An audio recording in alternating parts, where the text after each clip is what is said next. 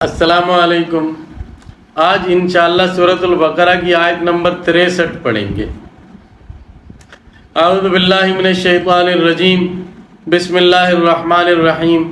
وَإِذْ أَخَذْنَا مِيثَاقَكُمْ وَرَفَعْنَا فَوْقَكُمُ الطُّورَ، اور وہ وقت یاد کرو جب ہم نے تم سے پختہ عہد لیا اور تمہارے اوپر طور پہاڑ کو اٹھایا۔ یہ واقعہ اس طرح پیش آیا کہ جب حضرت موسیٰ علیہ السلام تورات لے کر اپنی قوم کے پاس آئے تو بنی اسرائیل کہنے لگے کہ ہمیں اعتبار نہیں ہے، اگر اللہ تعالیٰ خود ہم سے کہہ دیں کہ یہ کلام ہمارا ہے تو ہم مان لیں گے۔ یہ واقعہ ہم پیچھے بھی ذکر کر چکے ہیں، اب پھر مختصر ذکر کرتے ہیں۔ حضرت موسیٰ علیہ السلام نے اللہ تعالیٰ کے حکم سے بنی اسرائیل میں سے 70 آدمی منتخب کیے، اپنے ساتھ طور پر اپنے ساتھ لے گئے۔ اب وہاں اللہ تعالیٰ نے فرما دیا کہ یہ ہمارا کلام ہے تو کہنے لگے کہ پتہ نہیں کون بول رہا ہے، پتہ نہیں اللہ تعالیٰ بول رہا ہے، پتہ نہیں کون بول رہا ہے۔ اللہ تعالیٰ ہمارے سامنے آئے، اس پر پکڑ آئی، ایک کڑک آئی، یہ لوگ مر گئے۔ پھر حضرت موسیٰ علیہ السلام کی دعا سے زندہ ہوئے اور پھر آئے، واپس آ کر قوم کو کہنے لگے بھائی کلام تو واقعی اللہ تعالیٰ کا ہے، یہ اللہ تعالیٰ کے ہی احکام ہیں، لیکن اللہ تعالیٰ نے آخر میں یہ بھی فرما دیا تھا کہ جو ہو سکے اس پر عمل کر لینا اور جس پر نہ ہو سکے تو خیر ہے، عمل نہ کرنا۔ یہ کہہ دیا آ کر قوم کو۔ قوم پہلے ہی بہانے باز تھی، کچھ احکام بھی سخت تھے تورات کے، اور یہ سخت احکام اس وقت ان کے حالات کے نہایت مناسب تھے۔ اللہ تعالیٰ کے احکام کو شریعت کہتے ہیں۔ شریعت ہر زمانے میں انسان کے حالات کے مطابق اترتی ہے، اور شریعت کی بنیاد ہوتی ہے انسان کی ذاتی اور نفسانی خواہشات کی مخالفت پر۔ شریعت کی بنیاد نفس کے تقاضوں کے خلاف پر رکھی جاتی ہے۔ تو یہ لوگ چونکہ بہت زیادہ حرص و ہوس میں منہمک تھے تو ان کے لیے احکام بھی اتنے ہی سخت آئے۔ تو کچھ احکام سخت، کچھ خود ہیلا جو اور بہانہ باز، اور پھر یہ ان 70 بزرگوں کے یہ کہنے سے اور بہانہ اور آسرا مل گیا تو نتیجہ کیا نکلا کہ ساری تورات کو معطل کر دیا اور اس پر بالکل اس کے کسی حکم پر عمل نہیں کیا، اور بس چھوڑ دیا اسے، گویا پیٹھ پیچھے پھینک دیا۔ تو پھر اللہ تعالیٰ نے فرشتوں کو حکم دیا، انہوں نے کوہ طور کو اٹھا کر ان کے سروں کے اوپر معلق کر دیا کہ اور فرمایا خذوا ما آتیناکم بقوہ، ہم نے جو کچھ تمہیں دیا ہے اس کو مضبوطی سے پکڑو، واذکروا ما فیہ، اور جو کچھ اس میں ہے وہ یاد کرو، لعلکم تتقون، تاکہ تم لوگ بچ سکو، اللہ تعالیٰ کی پکڑ سے بچ سکو، ورنہ یہ طور ابھی گرتا ہے تم پر۔ اس طرح اللہ تعالیٰ نے ان کو دھمکایا اور ڈرایا، اور اس طرح طور کے اوپر گرنے کے خوف سے یہ لوگ اس پر تورات پر عمل کرنے کے لیے آمادہ ہوئے۔ ثم تولیتم من بعد ذلک، پھر تم لوگ منہ موڑ گئے اس کے بعد۔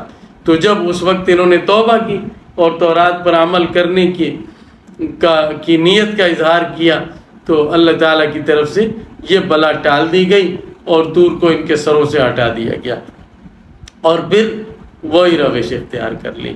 اللہ تعالیٰ کے احکام پر عمل کر لیا تو ٹھیک، نہ کیا تو ٹھیک، بس یہی طریقہ اختیار کیا۔ اللہ تعالیٰ کے احکام کے ساتھ کھلواڑ کیا اس قوم نے۔ تو پھر کیا فرما رہے ہیں اللہ تعالیٰ؟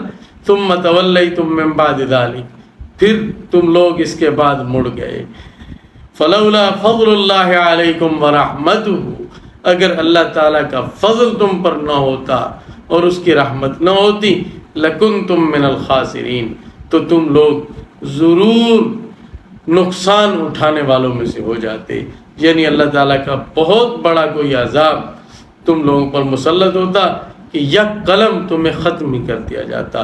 بس اللہ تعالیٰ کا فضل و رحمت شامل حال رہی، ورنہ تم نے وہی روش اختیار کی اللہ تعالیٰ کے احکام سے منہ موڑنے کی۔ یہاں تک 64 آیتیں مکمل ہو گئی۔ یہاں سوچنے کی بات یہ ہے کہ بنی اسرائیل نے تورات کے ساتھ جو کیا، کیا ہم نے قرآن کے ساتھ وہ نہیں کر رکھا؟ کیا قرآن کریم کے احکام پر عمل کرنے کے بارے میں ہمارا رویہ یہی نہیں ہے کہ عمل کر لیا تو کوئی نہیں، نہ کیا تو کوئی نہیں؟ یعنی بس ایک لاپرواہی ہے، اور بس یہی ہے کہ جس پر دل چاہا عمل کر لیا، اور جس پر دل نہ چاہا عمل نہ کیا، اور جو حکم مشکل لگا اس حکم کو چھوڑ دیا، جس طرح بنی اسرائیل چھوڑ دیا کرتے تھے۔ تو کیا ہمارا رویہ یہی نہیں ہے؟ یقیناً اکثر مسلمانوں کا اس وقت یہی رویہ ہے قرآن حکیم کے بارے میں، جو یہود کا رویہ تورات کے بارے میں رہا۔ تو یہی بات ہے کہ اگر اللہ تعالیٰ کا فضل اور رحمت شامل حال نہ ہو تو ہم بھی خسارہ پانے والوں میں سے ہو جائیں۔ اور کیونکہ جیسے عرض کیا کہ اللہ تعالیٰ کی رشتہ داری تو کسی کے ساتھ نہیں ہے، اور اللہ تعالیٰ کا طریقہ ایک ہی رہتا ہے۔ اللہ تعالیٰ خود فرماتے ہیں وَلَن تَجِدَ لِسُنَّتِ اللَّهِ تَبْدِيلًا، تم اللہ کے طریقے میں ہرگز کوئی تبدیلی نہیں پاؤ گے کہ پہلے یہ طریقہ تھا پھر یہ طریقہ ہو گیا۔ وَلَن تَجِدَ لِسُنَّتِ اللَّهِ تَحْوِيلًا، اور تم اللہ کے طریقے میں ہرگز پھیر نہیں پاؤ گے کہ اس قوم سے طریقہ پھیر کر ادھر کر دیا جائے، ایسا نہیں ہے۔ اللہ تعالیٰ کے فیصلے اور قانون اٹل ہیں، اور کامیابی ناکامی کے جو اصول اللہ تعالیٰ نے وضع فرما دیے وہ اٹل ہیں، کبھی نہیں ٹلنے والے۔ کوئی لاڈلا نہیں ہے اللہ تعالیٰ کا۔ اللہ تعالیٰ کو ایمان اور عمل صالح چاہیے، اور پورا پورا عمل چاہیے۔ اس طرح کا عمل تو یہود بھی کیا کرتے تھے، بنی اسرائیل بھی اس طرح کا عمل کر لیا کرتے تھے، کچھ احکام کو وہ بھی مان ہی لیا کرتے تھے۔ ہاں، مرضی سے جب چاہا مان لیا، جب چاہا چھوڑ دیا، آسان مان لیا، مشکل چھوڑ دیا، تعویلیں کر لیں، اس میں بہانے ڈھونڈ لیے، اس کا مذاق بنا لیا، اور اس کے مقابلے میں اپنی عقل پیش کی۔ یہ سب کچھ وہ اللہ تعالیٰ کے احکام کے ساتھ کرتے تھے۔ تو یہی اگر ہمارا آج یہ رویہ ہے تو جس طرح اللہ تعالیٰ نے اس قوم کو ذلیل و خوار کیا تو کیا ہم پر ذلت اور مسکنت مسلط نہ ہوگی؟ مسلمان اتنی بڑی تعداد کے باوجود دنیا میں آج ذلیل و خوار ہے۔ ان سے زیادہ ذلیل اور رسوا کوئی قوم نہیں ہے۔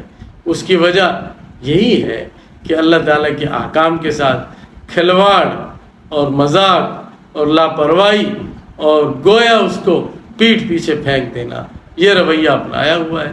ذلت اور مسکنت مقدر بن گئی ہے۔